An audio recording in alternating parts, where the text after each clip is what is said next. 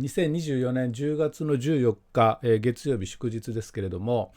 この3連休ですね、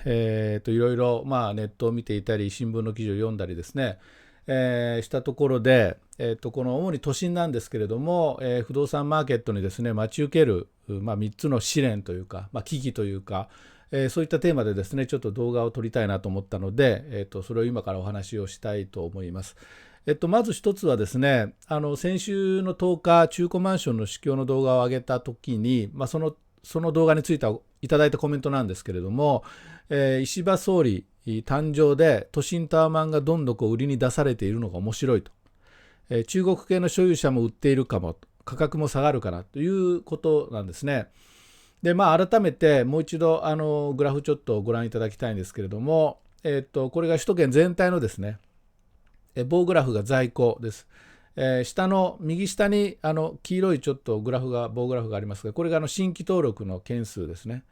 で、青い折れ線グラフが制約単価で、グレーの折れ線グラフが、ちょっと短いんですけれども、新規登録の単価ということです。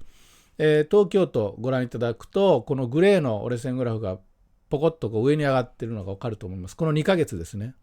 で、在庫がですね、減少傾向であったんですけど、この2ヶ月上昇に反転しているということです。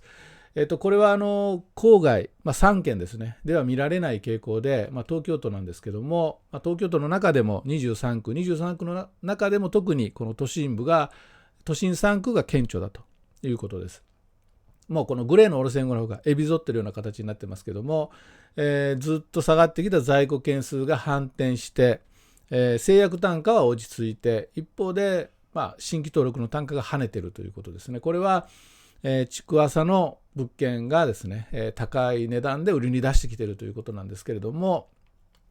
城東地区、湾岸エリアのタワーマンションが含まれる、都心3区だったり城東地区だったり、こういうところが顕著ですねということです。他の23区でも同様の傾向が見られます。ただ、東京都で行けば多摩地区はこういう傾向は見られないということですね。郊外とそれ以外で随分と違いがあるということなんですけれども、先ほどのいただいたコメントのように、石破政権がですね、一つの転機になってるんじゃないかということで、多分リアルなコメントだと思うんですけども、改めてですね、この2ヶ月、8月、9月のトピックを見てみると、7月31日に、日銀総裁が再利上げを示唆したことによって、円高が進んでブラックマネーが起きたということです。8月21日にゲリラ豪雨で都心の各所で冠水が見られたということですね。特に麻布十番で膝ぐらいまで水が浸かってですねという、そういう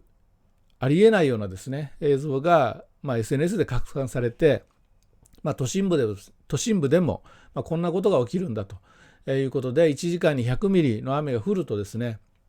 都心部ではもうどうしようもないということが分かったわけなんですけれども、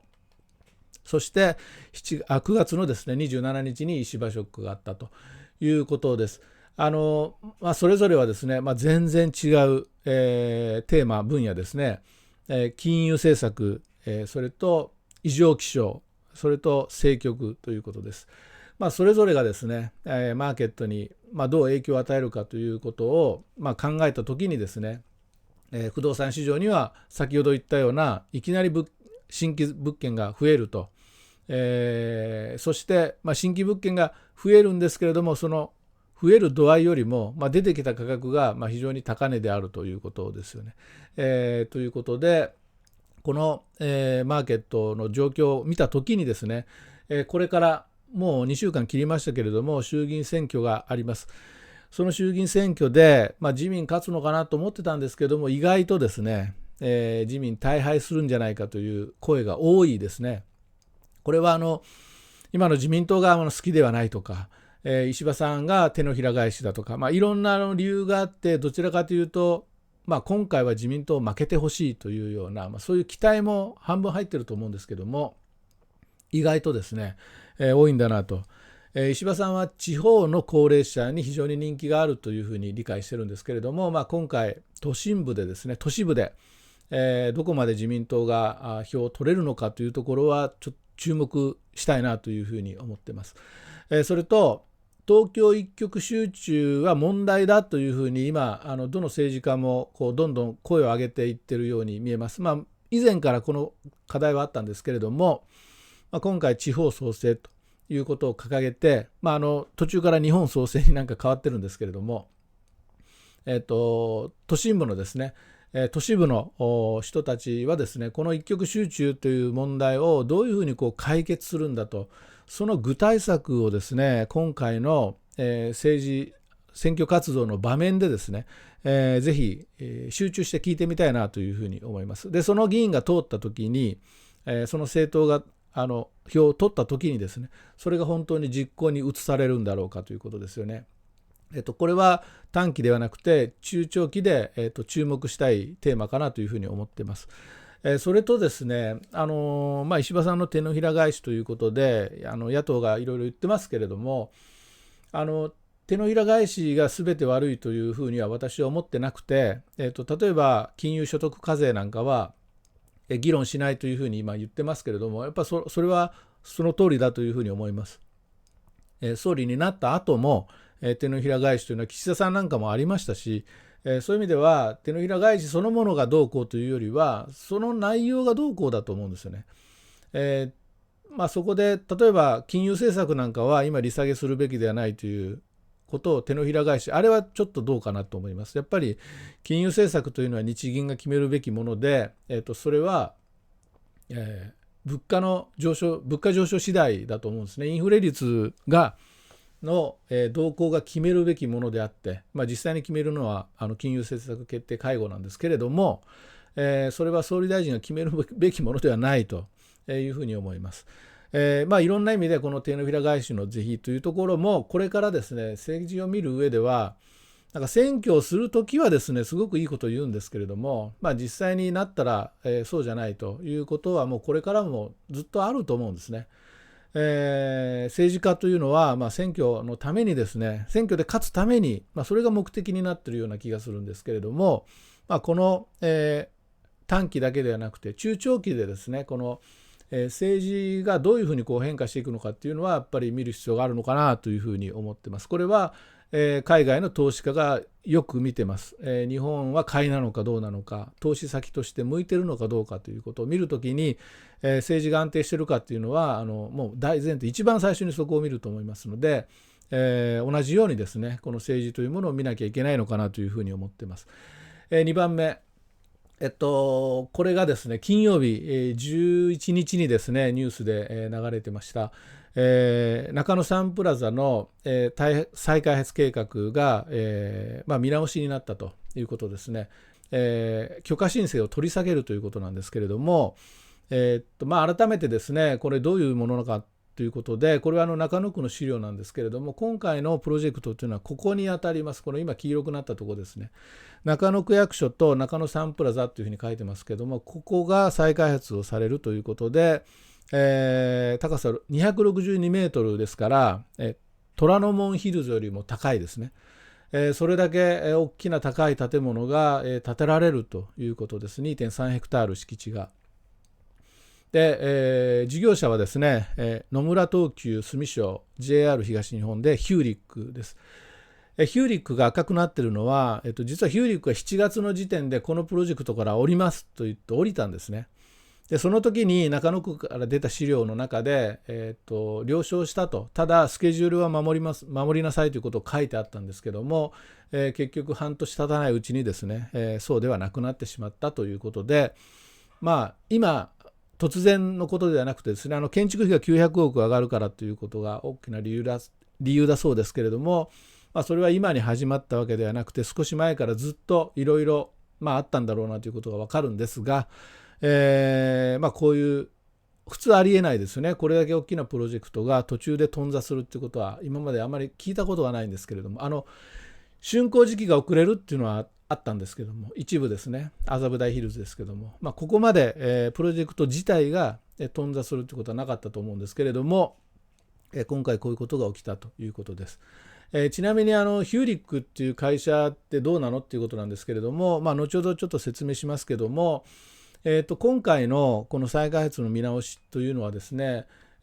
施工の不可実性リスクといいますか、要するに施工不良だったり工事が延期するとか、そういったものがですね、もうこれからいつ起きてもおかしくない、当たり前とは言いませんけれども珍しくない状況なんだなということを、世間に知らしめる出来事だったんじゃないかなというふうに思います。そういう意味では、これから例えば築地の再開発とかいろんなものが、計画があるんですけれども、それと交通インフラの充実という意味ではこの地下鉄の延伸というのも、これがこの都心部はまだまだ買いだというところのその将来性、期待につながっているわけなんですけれども、これがですね、抑制されるんじゃないか、その、きっかけになるんじゃないかなというふうに思ってます。それとですね、やっぱり改めて思うんですけども、オフィスは私は余ってると今思ってまして、これから例えば東京に人が増えてもですね、果たして同じだけ職場がいるんだろうかと、床がですね、そうじゃないということは、コロナ禍でですね、それが一つ証明されたと思うんですけれども、本当にオフィスってどこまで必要なんだというところのこの価値の再定義ってちょっと大げさなんですけれども、それがない限りですね、これだけ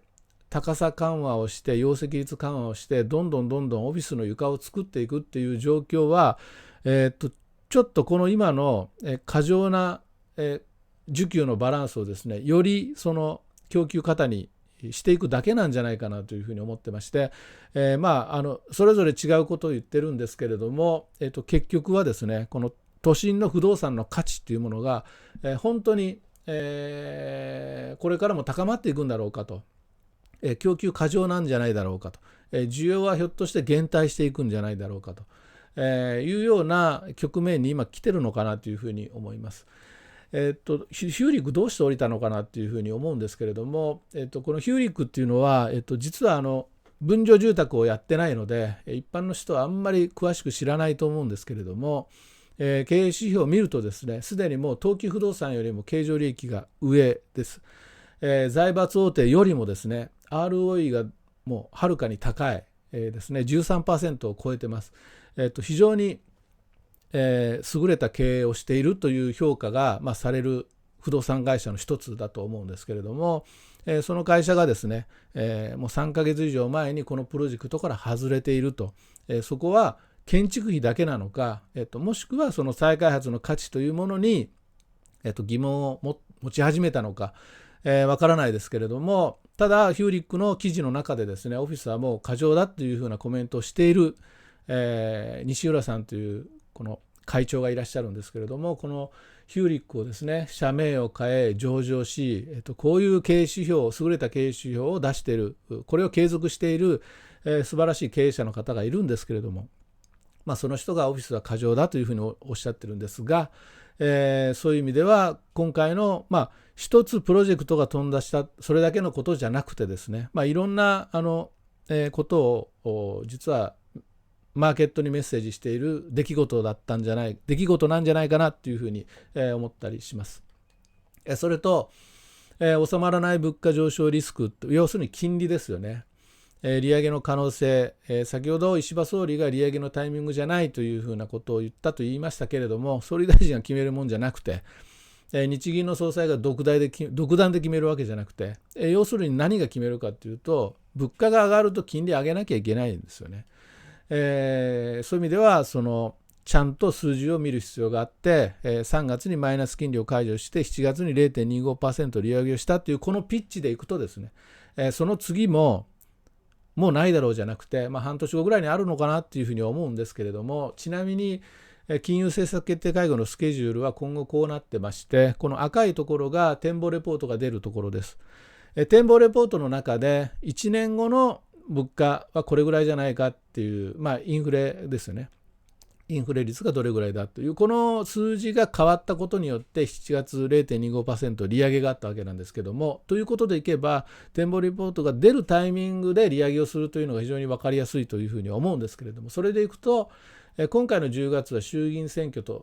が終わったその週なので、これはないだろうということでいけば1月の24日ぐらいは一つの大きなある程度可能性があるスケジュールなのかもしれないですね。もちろんその間の CPI がどう出るかなんですけれども。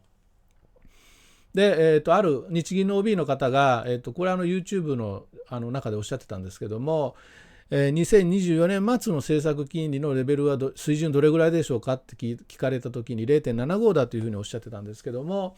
そうすればですね、あと2回ぐらいの利上げがあってもあるかもしれないなということを、言ってるんだと思います。そうなってくると、すでに郊外の物件というのは、マンション価格下がってるんですけども、一段下がるだろうなということです。あとは都心部がどうなるかということなんですけども、都心部は金利だけでどうこうなるというよりは、金利はもちろん大きな一つの要因なんですけども、さっき言ったような、例えば政治を見据えた海外投資家の意向だったり、あるいは将来性が期待できるというところのこの、モメンタムといいますか、ムードといいますか、そういうマーケットの心理といいますか、そういったものが今まで強く働いてきたんですけども、それが少しブレーキがかかるんじゃないかとか、いろんな要素が絡まるんですけれども、金利も含めてですね、都心の市場がどうなるのかということです。CPI こんな感じですね。前回もご覧いただきましたけれども、どう考えても下降トレンドには見えないですよね。2% から少し跳ねたような下降になってますので、これが数ヶ月かけてどう変化するのかというところを注目するべきだというふうに思います。はい、ということで、この3連休ですね、不動産市場、特に都心部なんですけども、待ち受ける3つの試練ということで、1つは政局争い激化に伴う投資意欲の減退ですね。2つ目が再開発プロジェクトですね。都市再生プロジェクトの停滞の兆しというものが、ここで非常にクローズアップされつつあるということですよね。それと利上げ基調の継続ということで、この3つが短期中期問わずですね、このマーケットに重圧をかけてくるのかなというような気がした、10月の3連休でしたということで、今日の動画は以上です。